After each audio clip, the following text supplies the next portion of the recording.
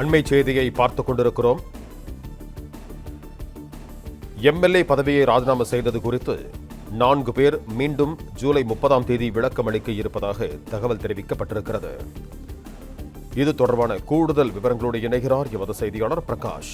வணக்கம் பிரகாஷ், உங்களிடம் இருக்கும் தகவல்களை சொல்லுங்க. நடந்து முடிந்த சட்டப்பேரவைத் தேர்தலில் அதிமுக சார்பில் வெற்றி பெற்ற மரகதம் குமரவேல், சத்யபாமா மற்றும் ஜெயக்குமார் மற்றும் இசக்கி சுப்பையா ஆகிய 4 எம்எல்ஏக்களும் அவர்களுடைய எம்எல்ஏ பதவியை ராஜினாமா செய்துவிட்டு தமிழக வெற்றி கழகத்தில் இணைந்தாங்க. இதற்கு எதிர்ப்பு தெரிவித்து இவர்கள் மீது கட்சி தாவல் தடை சட்டத்தின் கீழ் உரிய நடவடிக்கை எடுக்க வேண்டும் என்று அதிமுக பொதுச் செயலாளர் எடப்பாடி பழனிசாமி தரப்புல ஏற்கனவே சபாநாயகரிடத்துல மனு அளிக்கப்பட்டிருந்தது. இது குறித்து விளக்கம் அளிப்பதற்காக சம்பந்தப்பட்ட எம்எல்ஏக்கள் சத்யபாமா, இசக்கி சுப்பையா மற்றும் ஜெயக்குமார், மரகதம் குமரவேல் ஆகிய 4 பேருக்கும் விளக்கம் அளிக்க வேண்டும் என்று சபாநாயகர் தரப்புல கேட்டுக் கொள்ளப்பட்டிருந்தது. ஏற்கனவே கடந்த 3ஆம் தேதி, அதனைத் தொடர்ந்து ஜூலை 7ஆம் தேதி ஆகிய 2 நாட்களிலும் இந்த எம்எல்ஏக்கள் சபாநாயகரிடத்துல எழுத்துப்பூர்வமாக அவருடைய விளக்கங்களை கொடுத்திருந்தது குறிப்பிடத்தக்கது.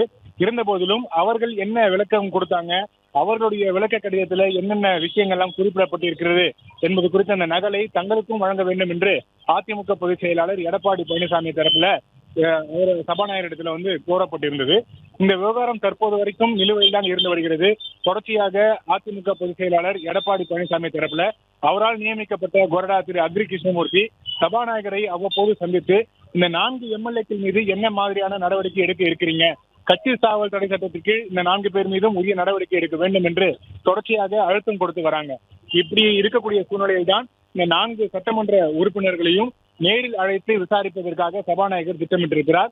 வருகின்ற 30ஆம் தேதி நேரில் மீண்டும் விசாரணை நடத்துவதற்கு திட்டமிட்டிருக்கிறார். இந்த நிலையில அவ்வாறு விசாரணை நடத்தப்படும் போது எடப்பாடி பழனிசாமியும் இந்த விசாரணையின் போது அவரும் உடன் இருக்க வேண்டும். அவர்கள் அளிக்கக்கூடிய விளக்கங்களை அவரும் நேரில் அந்த விசாரணையின் போது எடப்பாடி பழனிசாமியும் இருக்க வேண்டும் என்று அழைப்பு விடுக்கப்பட்டிருக்கிறது.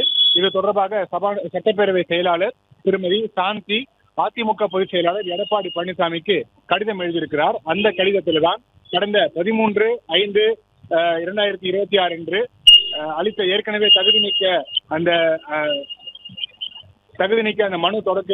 மனு அடிப்படையில ஏற்கனவே அந்த சம்பந்தப்பட்ட எம்எல்ஏக்கள் கிடைத்த நேரில் விசாரணை நடத்தப்பட்டிருக்கிறது. அவர்களும் அவர்களுடைய விளக்கங்களை கொடுத்திருக்கிறாங்க. இருந்த போதிலும் மீண்டும் அவர்களிடத்துல விசாரணை மேற்கொள்ள இருக்கிறாங்க. சபாநாயகர் விசாரணை மேற்கொள்ள இருக்கிறாங்க. அந்த விசாரணையின் போது அவர்களும் அளிக்கக்கூடிய விளக்கங்களை தாங்களும் நேரில் தங்கள் தரப்பு விளக்கங்களை அளிக்குமாறு கேட்டுக்கொள்கிறேன் என்று எடப்பாடி பழனிசாமிக்கு கடிதம் எழுதியிருக்கிறார். இந்த 4 சட்டமன்ற உறுப்பினர்களும் வருகின்ற 30ஆம் தேதி விசாரணைக்காக அழைக்கப்பட்டிருக்கிறாங்க. சத்யபாமா முற்பகல் 11 மணிக்கும், ஜெயக்குமார் முற்பகல் 11:30 மணிக்கும், மரகதம் குமரவேல் நண்பகல் 12 மணிக்கும், இசக்கி சுப்பையா பிற்பகல் 12:30 மணிக்கும் விசாரணைக்கு ஆஜராக இருக்கிறாங்க. அந்த சமயத்தில் எடப்பாடி பழனிசாமியும் உடனிருக்க வேண்டும் என்று சபாநாயகர் தரப்பிலிருந்து அவருக்கு அழைப்பு விடுக்கப்பட்டிருக்கிறது.